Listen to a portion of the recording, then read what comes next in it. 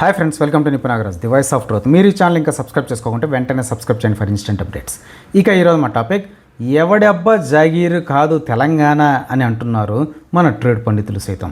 మనకు తెలుసు కదా, మన ట్రేడ్ పండితులు ఏది చెప్పినా సూటిగా హృదయాలకెళ్ళి చెవుల్లోకి వెళ్ళేట్టు చెప్తూ ఉంటారు అని. ఇక మ్యాటర్లోకి వెళ్తే, మొన్నటి నుంచి తెలంగాణ పొలిటికల్ లీడర్స్ పవన్ కళ్యాణ్ పైన ఓహోమని పడిపోతున్నారు.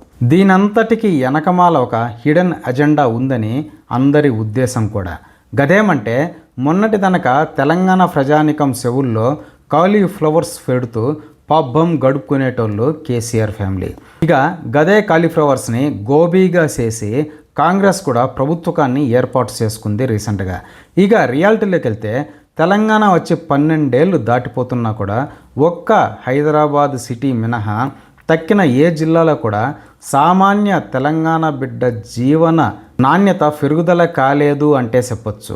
తెలంగాణ సెంటిమెంట్తో తెలంగాణ పొలిటికల్ లీడర్స్ తప్ప ఇంకెవరు, ముఖ్యంగా సామాన్యులు లాభపడలేదని మొన్న కాంగ్రెస్ లీడర్లు అరుస్తున్నారు.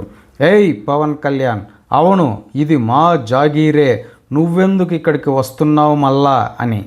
ఇక నిన్న సెల్ఫ్ ప్రొక్లెయిమ్డ్ తెలంగాణ జాతిపిత కుమారుడు గారు అయినటువంటి కేటీఆర్ అంకుల్ చెప్తున్నాడు, అవును పవన్ కళ్యాణ్ ఇది మా జాగీరే, మా సెక్రటేరియట్లోకి వచ్చి గులాం చేస్తే ఊరుకుంటామా అని. వచ్చి మా సెక్రటేరియట్లో కూర్చొని పెత్తనం చేస్తాము మా రాజకీయాల్లో.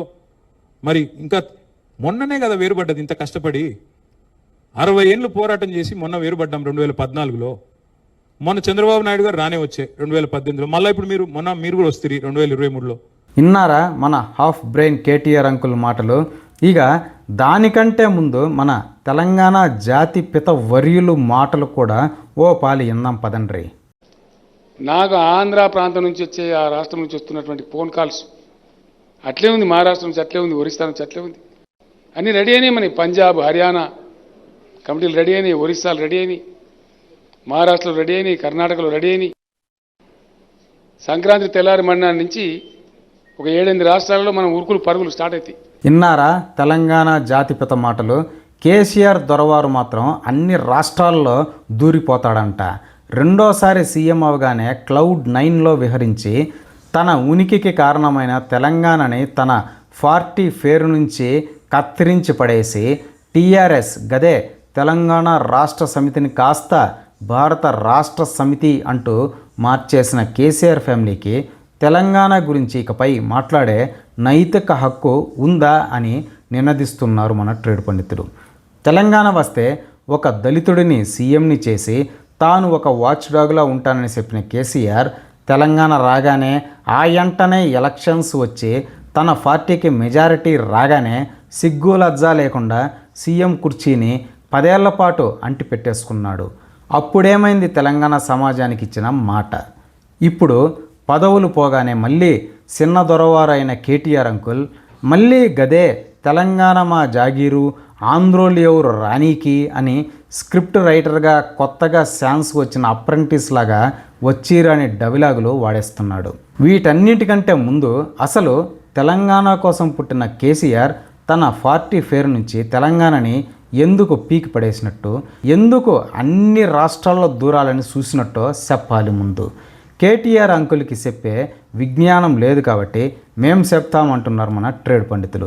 గదేమంటే, కేసీఆర్ ఎంత తెలంగాణ జాతిపితలా బిల్డప్ ఇచ్చుకున్నా కూడా లోపల ఆయనకు కూడా తెలుసు భారతదేశం సార్వభౌమత్వం గురించి, దాని గొప్పతనం గురించి. అందుకే ప్రాంతీయ భేదాలు వద్దని అన్ని రాష్ట్రాల్లో పోటీ చేసి ఏదో అయిపోదామని టీఆర్ఎస్ని కాస్త బీఆర్ఎస్గా నామకరణం చేసుకున్నాడు. తప్పేం లేదు ఇందులో.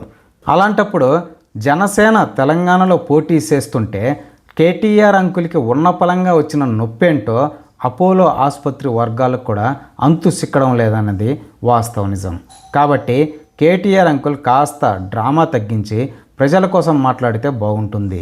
అలా కాకుండా అరిగిపోయిన రికార్డులాగా తెలంగాణ ఆత్మ గౌరవం అని, ఆంధ్రుల పెత్తనం అని, తెలంగాణ వచ్చిన 12 ఏళ్ల తర్వాత కూడా గదే పాట పాడితే జనం నవ్వుకోవడం తప్ప ఓట్లు మాత్రం ఏరు అని గుర్తుంచుకోవాలి. ఇదే ఫ్రెండ్స్ ఈరోజు టాపిక్. ఇలాంటి లేటెస్ట్ అండ్ ఇంట్రెస్టింగ్ టాపిక్స్ కోసం please subscribe to Nipun Nagaraj, the voice of truth, and please like, share and comment this video with your valuable opinion. See you again.